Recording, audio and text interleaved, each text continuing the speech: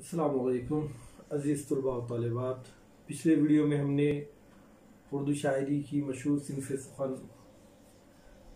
مرثیے کی تعریف کے ساتھ ساتھ اس کے آغاز و ارتقاء کے بارے میں پڑھا ہے۔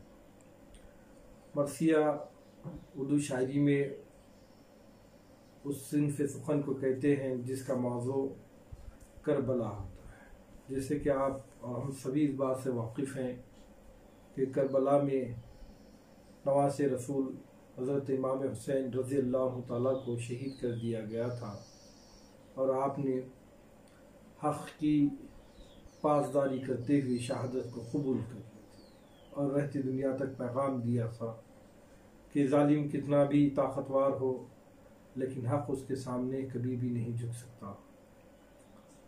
خیر، مرثیے کی روایت یوں تو عربی سے ہوتے ہوئے ہمارے پاس آئی ہوئی ہے، اور بالخصوص ہندوستان میں اس کی ابتدا دکن سے شروع ہوئی ہے۔ بعد ازاں شمالی ہند اور لکھنؤ میں بھی مرثیے کو کافی فروغ حاصل ہوا ہے۔ آج ہم مرثیے کی حیت کے ساتھ ساتھ اس کے اجزاء ترکیبی اور مرثیے کی ادبی و تہذیبی اہمیت کو پڑھیں گے۔ شاعری میں جو مختلف اصناف ہیں، ہر ایک کی اپنی ایک حیت ہے، ہر ایک کا اپنا ایک طرز ہے، تعریف ہے۔ ویسے ہی مرثیے میں کوئی خاص حیت تو نہیں ہے، لیکن مسدس کی شکل کو کافی اہمیت دی جاتی ہے، یا یوں کہا جا سکتا ہے کہ مسدس مرثیے کی انتہائی ترقی یافتہ شکل ہے۔ اس سے قبل مرثیہ دو بیتی، مثلث، مربع اور مخمس اس حیت میں لکھا جاتا تھا، لیکن اردو مرثیے کے مشہور شاعر سودا نے مرثیے کو مسدس کی شکل میں روشناس کروایا۔ سودا سے قبل بھی مسدس کے فارم میں مرثیے لکھے گئے۔ میر تقی میر، سکندر پنجابی، احمد اور حیدر دکنی نے بھی کچھ مرثیے مسدس ہی میں لکھے تھے۔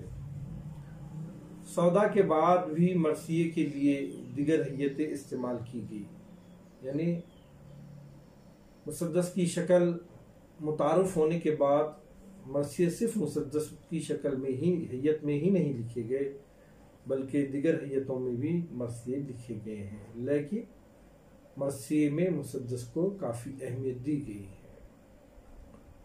غالب نے عارف کے مرثیے میں غزل کا فارم اختیار کیا، حالی نے غالب کا مرثیہ لکھا تو ترکیب بند میں، اور اقبال نے والدہ کا مرثیہ مثنوی کی شکل میں لکھا۔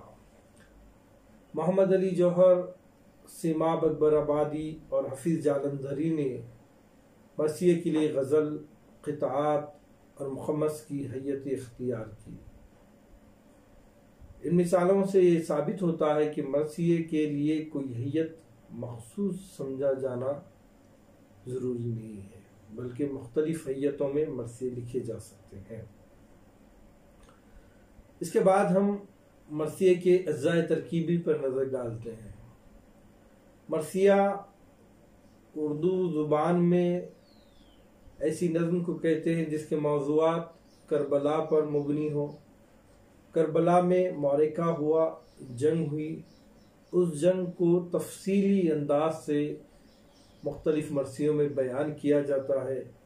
حضرت امام حسین رضی اللہ تعالیٰ اور ان کے تمام خاندان کی قربانیاں، حق پر ڈٹے رہنا،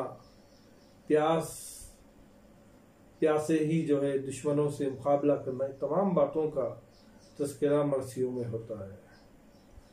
جانثاران حسین اور خانواد حسین کی سیرت و شخصیت، کردار، جذبات، احساسات، اعزاز رخصتی، میدان کارزار میں ان کے بے سر و ساماں فدایان حسین کی آمد، آلات حرب سے مراد تلوار، گھوڑے وغیرہ جو میدان جنگ میں استعمال ہوتے ہیں، اس کو آلات حرب کہا جاتا ہے۔ جنگ کا منظر، گھوڑوں کی تیزی، تلواروں و نیزوں کی چمک دمک، فرات کے کناروں پر یزیدیوں کے پہرے۔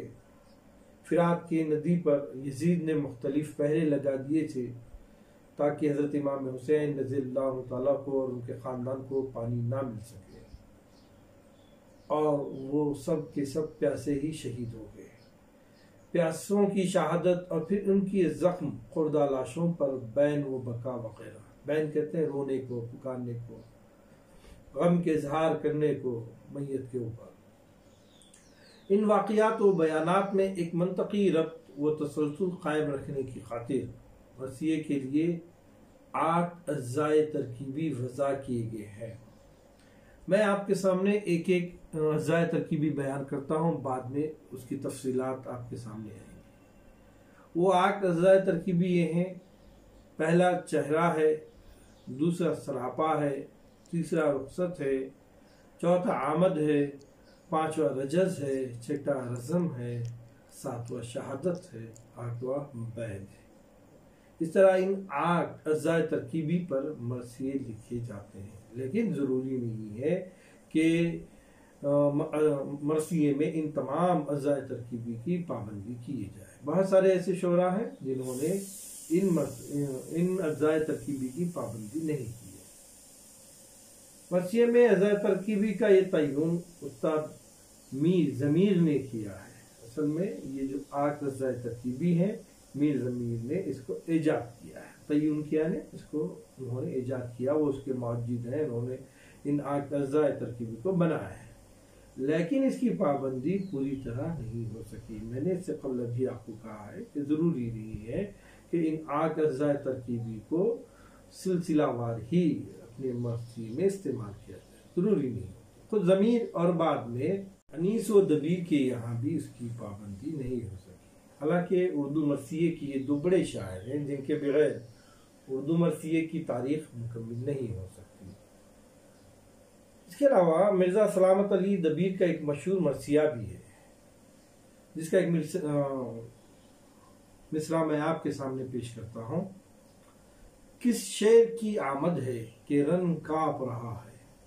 اب اس مرثیے کو ہم دیکھتے ہیں تو یہ مرثیہ آمد سے شروع ہوتا ہے، تو اس بات سے یہ بات واضح ہوتی ہے اس مصرے سے کہ بہت سارے شعراء نے ان اجزاء ترکیبی کی پابندی نہیں کی ہے، لیکن ایک حقیقت ہے کہ چونکہ رزمیہ مرثیے ہوتے ہیں تقریباً، اگر وہ خاص طور پہ کربلا سے منسوب ہو، تو اگر ہم اس میں ان 8 اجزاء ترکیبی کی پابندی کرتے ہیں تو مرثیہ خوبصورت بنتا ہے۔ اگر ہم ان اجزاء ترکیبی کی پابندی نہیں کرتے ہیں تو یہ لازم بھی نہیں ہے۔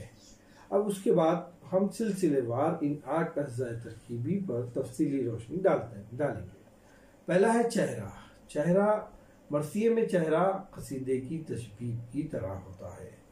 قصیدے میں یہ پہلا جز ہوتا ہے جسے تشبیب کہا جاتا ہے۔ یہ شباب سے مشتق ہے جس میں تمہید، حسن و عشق یا بہاریہ کیفیت کو باندھا جاتا ہے۔ بہرکیف یہ تمہید ہوتی ہے اس میں شامل شاعر حمد، نعت،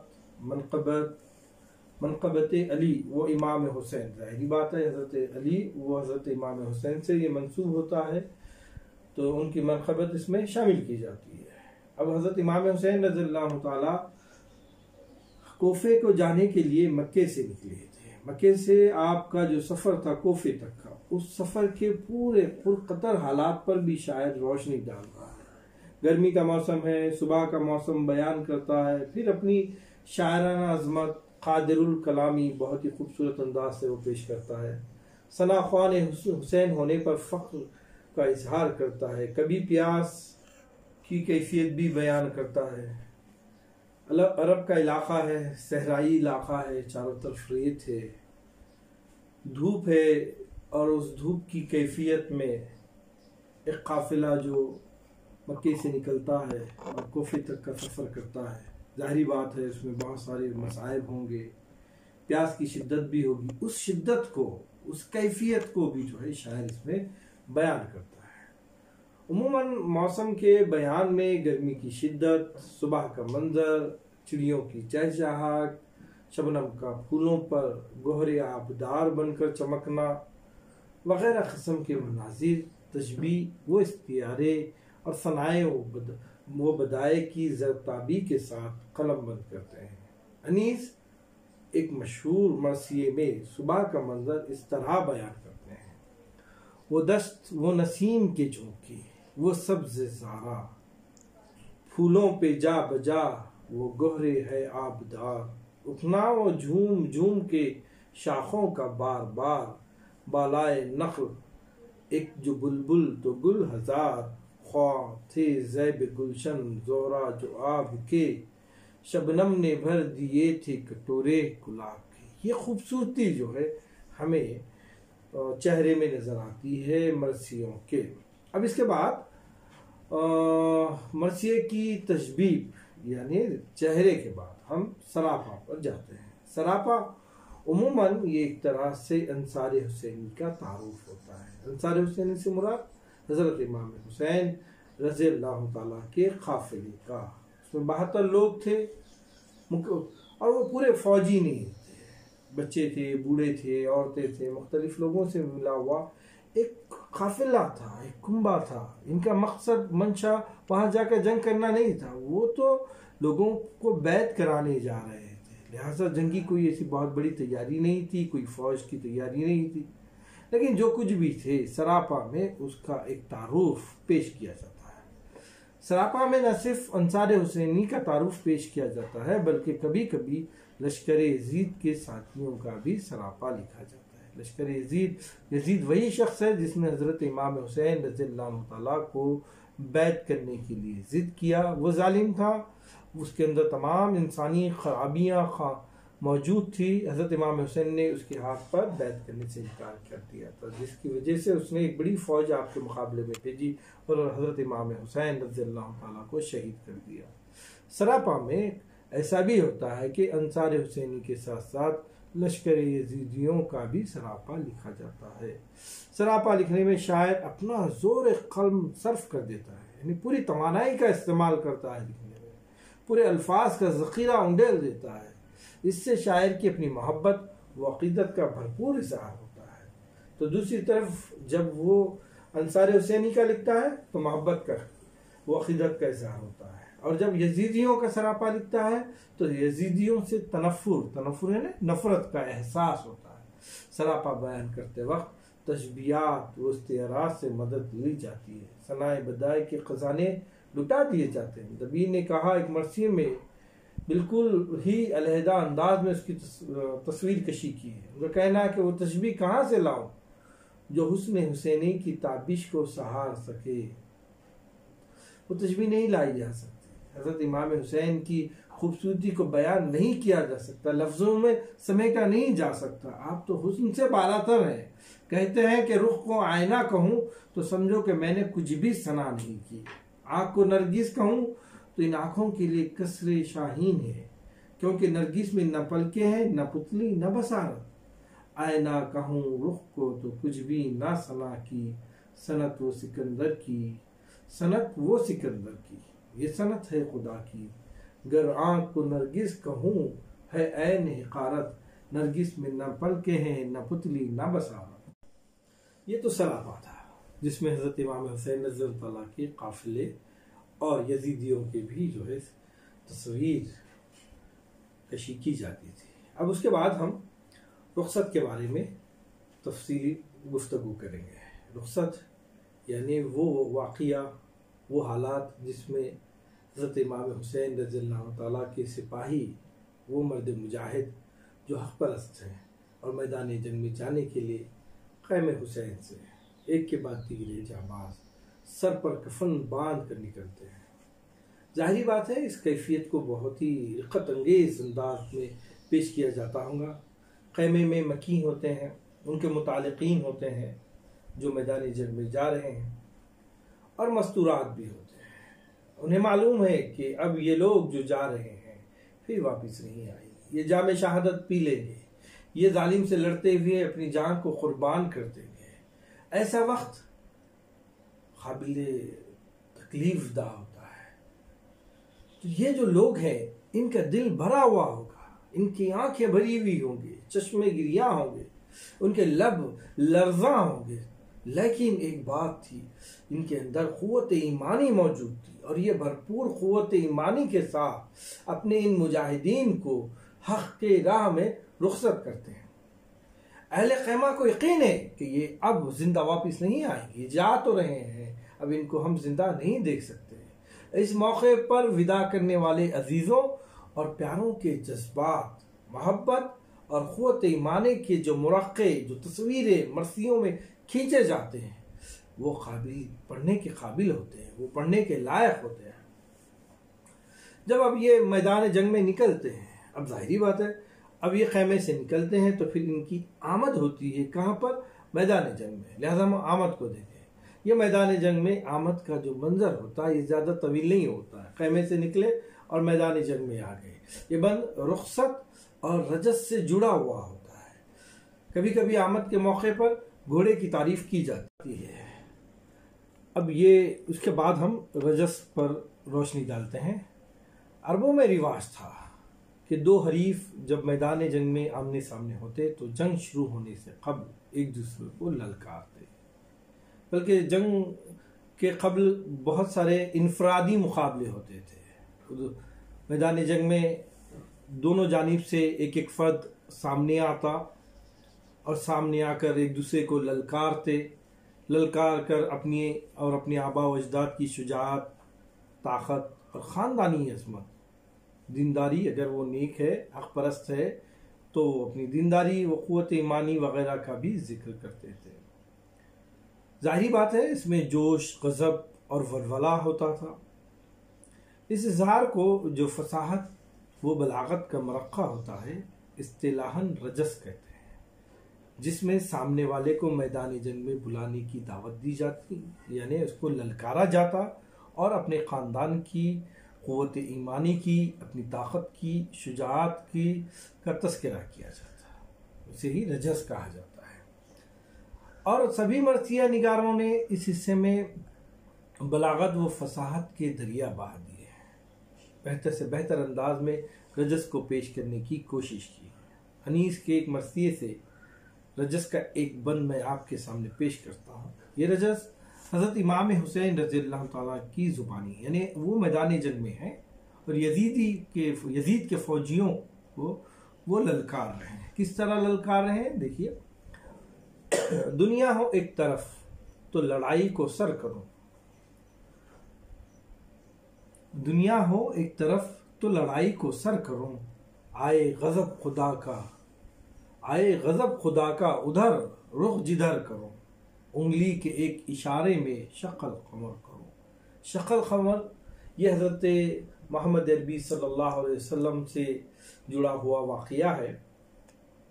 آپ سرور کونین صلی اللہ علیہ وسلم نے اپنی انگلی مبارک سے چاند کے 2 ٹکڑے کیے تھے، اسی کو وہ بیان کر رہے ہیں اور کہہ رہے ہیں دنیا ہو ایک طرف تو لڑائی کو سر کرو۔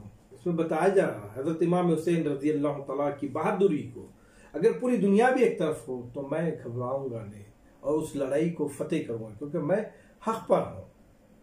آئے غضب خدا کا ادھر رخ جدھر کروں، یعنی میں جدھر رخ کروں، میں جس دشمن سے لڑوں گا یقیناً اس دشمن پر خدا کا غضب آئے گا، میں خدا کا غضب بن کر اس پر نازل ہوں گا، کیونکہ وہ باطل ہے، کیونکہ وہ جھوٹ ہے، کیونکہ وہ خدا کے منکرین ہیں، لہذا میں ان پر خدا کا غضب بن کر ڈھا جاؤں گا۔ طاقت اگر دکھاؤں رسالت ماپ صلی اللہ علیہ وسلم کی، رکھ دوں زمین پہ چیر کے ڈھال آفتاب کی۔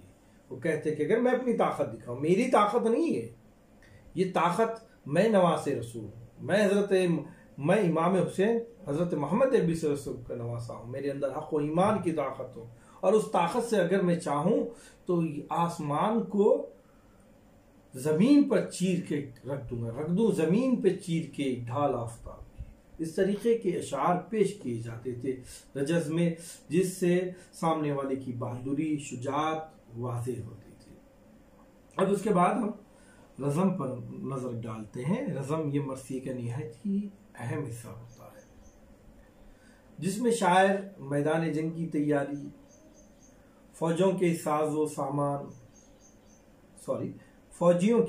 سامان، گھوڑوں کی تعریف، ان کا غیظ و غضب، براق کی سی تیز رفتاری. براق برق سے بنا ہوا ہے، برق کہتے ہیں بجلی کو.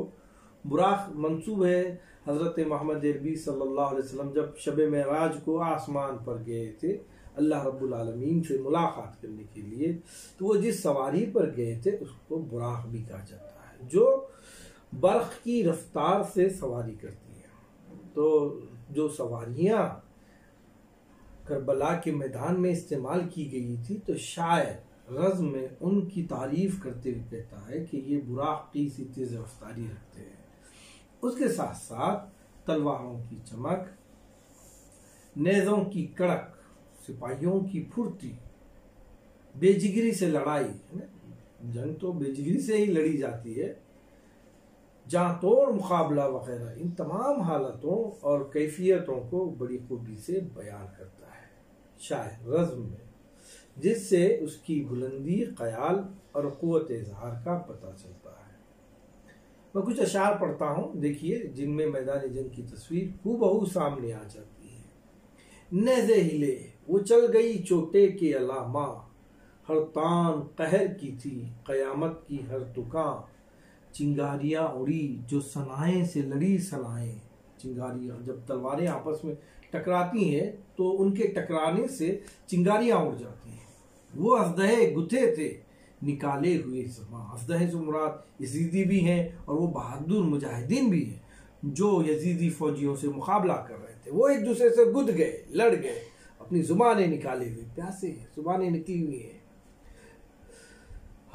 پھیلے شرر پرندوں کی جانیں ہوا ہوئی. شرر کہتے ہیں آگ کے شعلوں کو. جب ان کے لڑنے سے، ان کے ایک دوسرے کے گت جانے سے، جب ان کی تلواریں آپس میں ایک دوسرے سے ٹکرا جانے سے، جب انگار کے شرارے پھیل جاتے ہیں تو پرندے ہواؤں میں اڑ گئے. شمعوں کی تھی لویں کہ ملی اور جدا ہوئی.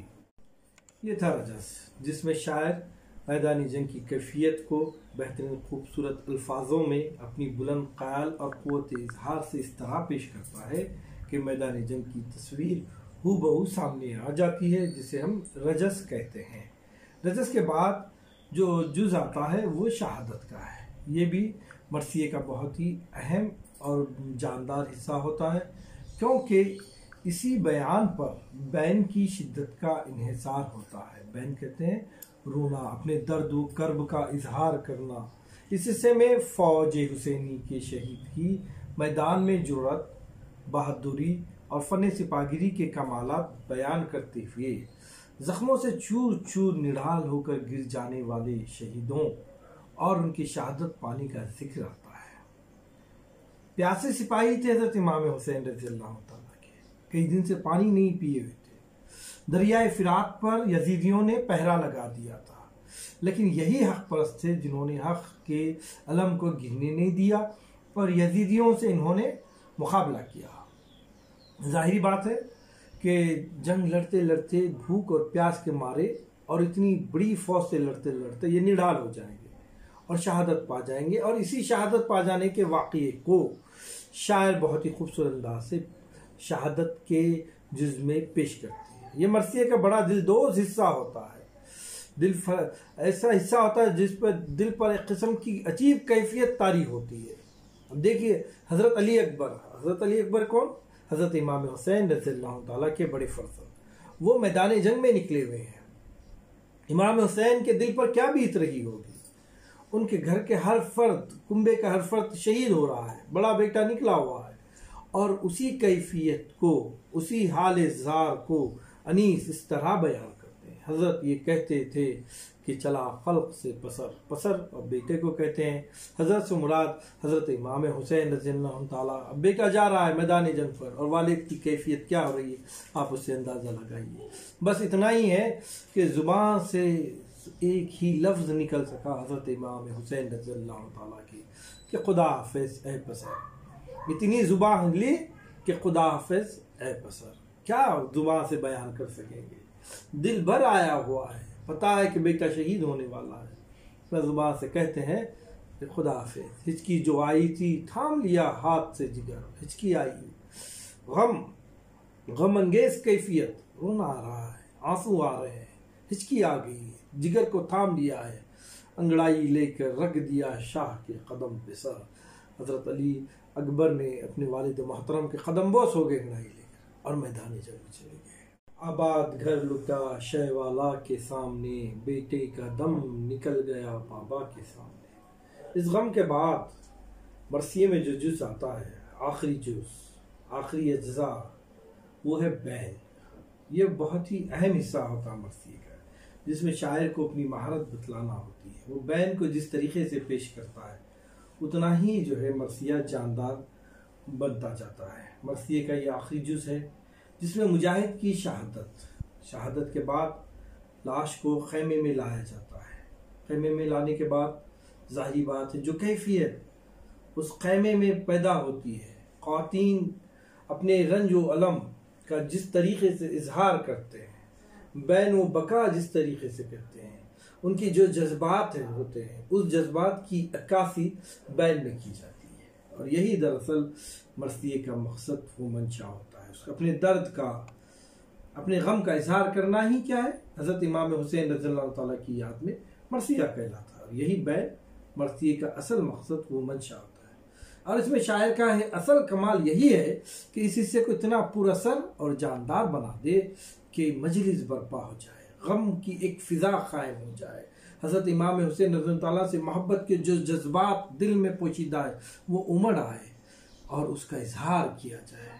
یہی بین کا اصل مقصد ہوتا ہے۔ اس طرح مرثیے کے 8 اجزائے تکمیل ہوتے ہیں، 8 اجزائے ترکیبی تکمیل ہوتے ہیں۔ میں ایک دفعہ دوبارہ سے ان تمام 8 اجزائے ترکیبی پر کو دہراؤں گا، اس کو آپ ذہن نشین کر لیجئے گا، کیونکہ امتحان میں اس پر مبنی سوالات بھی پوچھے جاتے ہیں کہ مرثیے کے اجزائے ترکیبی اس کی تعریف کے ساتھ لکھیے، لہذا اس کو ذہن نشین کر لیجئے۔ پہلا ہے چہرہ، دوسرا ہے سراپا۔ چہرہ دراصل تمہید ہوتی ہے جس میں میدان جنگ سے قبل کے واقعات کو پیش کیا جاتا ہے۔ سراپا میں پوری تصویر پیش کی جاتی ہے حضرت امام حسین رضی اللہ تعالیٰ اور ان کے صحابان کی، جانثاران حسین رضی اللہ تعالیٰ کی، خانوادہ حسین رضی اللہ تعالیٰ کی، اور یزیدیوں کی بھی اکثر۔ تیسرا ہے رخصت، جس میں میدان جنگ میں رخصت، خیمے سے میدان جنگ میں جب مجاہدین جاتے ہیں تو اس رخصت کے منظر کو پیش کیا جاتا ہے۔ آمد، یعنی خیمے سے میدان جنگ کی آمد کا منظر اس میں پیش ہوتا ہے۔ اس کے بعد ہوتا ہے رجز، یہ بھی مرثیے کا اہم جز ہے جس میں میدان جنگ میں ایک دوسرے کو للکارا جاتا ہے اور اپنی بہادری کے واقعات کو بیان کیے جاتے ہیں۔ اس کے بعد ہے رزم بھی میدان جنگ کی تیاریوں پر مبنی ایک جز ہوتا ہے۔ اس کے بعد ایک اہم جز جو ہے مرثیے کا ہے وہ ہے شہادت، جس میں حضرت امام حسین رضی اللہ تعالیٰ کی تمام لواحقین یعنی جانثاران حسین رضی اللہ تعالیٰ کی شہادت کو پیش کیا جاتا ہے۔ اور آخر میں جو اہم جز ہے مرثیے کا وہ بین ہے، جس میں شہید ہونے والوں پر بین کیا جاتا ہے، اپنے غم کا اظہار کیا جاتا ہے۔ اس طریقے سے مرثیے کی 8 اجزاء تکمیل ہوتے ہیں۔ اب اس کے بعد ہم اس کی تہذیبی اہمیت کو جانیں گے۔ مرثیے کی ادبی و تہذیبی اہمیت ہے، لہذا ہم سب سے پہلے اس کی ادبی اہمیت کو سمجھنے کی کوشش کریں گے۔ کہنے کو مرثیہ شہدائے کربلا اور واقعات کربلا کے حالات بیان کرنے لکھا جاتا ہے، یا مرثیے میں شہدائے کربلا کے واقعات بیان کیے جاتے ہیں۔ لیکن مرثیہ گو کی شان تخلیق، یعنی وہ اس کو اس طریقے سے لکھتا ہے، اس طریقے سے اس کو پیش کرتا ہے، اور اس کی قوت اظہار میں ایک ادبی شاہکار پوشیدہ ہوتی ہے۔ اس ادبی شاہکار میں ہمیں وحدت میں کثرت کے جلوے نظر آتے ہیں، یعنی اس ایک مرثیے میں شاعری کی مختلف اصناف کے بھی جلوے ہمیں نظر آتے ہیں۔ اس میں ہمیں قصیدے کی شان و شکوہ، جلالت و بلاغت نظر آتی ہے، تو اسی کے ساتھ ساتھ ہمیں مثنوی کی سادگی و سلاست اور قصہ پن بھی نظر آتا ہے۔ منظر نگاری، جذبات نگاری، واقعہ نگاری، کردار نگاری، سراپا نگاری، مکالمہ نگاری اور محاکات کے جاندار وسیع و ہماگیر مواقع ہمیں اس میں نظر آتے ہیں۔ کردار نگاری میں عموماً انیس نے اس بات کا لحاظ رکھا ہے کہ مکالمے کردار سے مطابقت رکھتے ہو، ایسا نہ ہو کہ مکالمہ کسی بڑی عمر والی شخصیت کا ہے یا کسی صنف مرد آدمی کا ہے اور وہ مکالمہ کسی عورت سے ادا کیا جائے، ایسا نہیں ہوتا ہے۔ تو اس بات کا خاص طور پہ انیس نے خیال رکھا ہے کہ مکالمے کردار سے مطابق ہوتے ہیں، یعنی صغرا، سکینہ، اون و محمد یہ معصوم بچے ہیں، تو ان بچوں سے بچوں کی سی ہی باتیں کرائی گئی ہیں مرثیے میں۔ اس کے بعد حضرت عباس رضی اللہ تعالیٰ غصے ور نوجوان ہیں تو ان سے جوشیلی گفتگو کرتے ہیں۔ عورتیں اپنے لب و لہجے میں روزمرہ محاوروں کا استعمال کرتی ہیں۔ مرثیے سے تشبیہ وہ استعارے کے خزانے میں بیش بہا اضافہ ہوا ہے۔ زندگی میں بعض موقع آتے ہیں کہ آدمی کی قوت گویائی ساتھ نہیں دیتی، چاہے خوشی کا لمحہ ہو۔ بعض دفعہ ایسا ہوتا ہے کہ انسان کو بہت زیادہ خوشی ہوتی ہے اور خوشی کا جب وہ اظہار کرنا چاہتا ہے تو الفاظ اس کا ساتھ نہیں دیتے ہیں۔ بعض دفعہ ایسا بھی ہوتا ہے کہ کوئی غم کا لمحہ آ جاتا ہے اور وہ اتنا شدت سے قلب پر حملہ کرتا ہے، اتنا زیادہ دل کو متاثر کرتا ہے کہ انسان اس غم کو لفظوں کے پیرائے میں پیش نہیں کر پاتا۔ تو ایسے وقت مرثیہ گویوں نے ایسے نازک موقعوں پر الفاظ کے موتی لٹا دیے ہیں، اور یہی اس کی ادبی اہمیت ہے۔ اب ہم اس کی تہذیبی اہمیت کو سمجھتے ہیں کہ مرثیے کے اندر تہذیبی عناصر کیا کیا شامل ہوتے ہیں۔ جب لکھنؤ کا تذکرہ آتا ہے تو ہمارے ذہن میں ایک تصویر آ جاتی ہے، اور وہ تصویر کیا ہوتی ہے؟ وہاں کے عیش و عشرت، طوائف بازی، مرغ بازی، کبوتر بازی، کھیل کود، میلے ٹھیلوں کا تذکرہ اس طرح آ جاتا ہے جیسے لکھنؤ میں اس کے سوا کچھ اور نہیں ہے، چاروں طرف عیش ہے، سوائے بازار عیش کے لکھنؤ میں کچھ اور نہیں ہے، لیکن یہ حقیقت نہیں ہے۔ اسی اعتبار سے لکھنؤ کے شعری سرمایہ کو خارجیت سے مملو ہونے کا بہتان بھی تراشا گیا ہے کہ لکھنؤ کی شاعری دبستان میں صرف خارجیت داخل ہے، روحانیت نہیں ہے، داخلیت نہیں ہے، ایسا بہتان تراشا گیا جو سراسر غلط ہے۔ پاکیزگی، درد مندی، دل سوزی جیسے وہاں کے شاعری میں انخواہ ہو گئے ہو، ایسا لوگ کہتے ہیں۔ یہ اس کے برعکس ہے جو میں کہنے جا رہا ہوں۔ لکھنؤ کا مذہبی ماحول اصل میں وہاں کے اعضاء کی کثرت اور اس کے عوام و خواص کی قدردانی بھی لکھنؤ کی تہذیب میں شامل ہے۔ مرثیہ نگاروں نے لکھنوی تہذیب کی مرثیوں میں بہترین عکاسی کی ہے۔ وہاں آداب، اخلاق، رہن سہن، طور و طریق، خواتین کے لباس، ان کی زبان، زیورات، لباس وغیرہ کی دلنشین اور دلچسپ تصویریں جو ہیں ہمیں مرثیوں میں دیکھنے میں ملتی ہیں۔ تو ہم نے مرثیے کی اجزاء ترکیبی کے علاوہ مرثیے کی ادبی و تہذیبی اہمیت کو جانا۔ انشاءاللہ دیگر مرثیے کو ہم دوسرے ویڈیو میں پیش کریں گے۔ اللہ حافظ۔